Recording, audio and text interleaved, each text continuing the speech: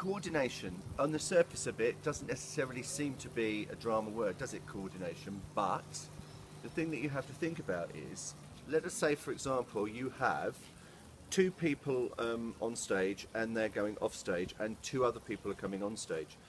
One of the things you have to do to coordinate there is to try not to cross. It might be, if that's important for what you're trying to do, that might work.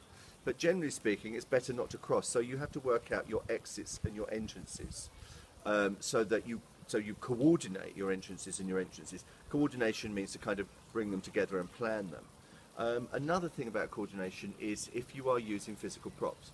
We've had some plays in 2016 where students had to, for example, drink from two different bottles on stage, and at a certain point the first bottle has to be completely finished. So they've got to coordinate how they're going to drink that, in the way they're going to drink that, so that it is finished in time, and they have to take certain drinks on certain lines, and then they move on to the next bottle. And it is key to the way the staging works.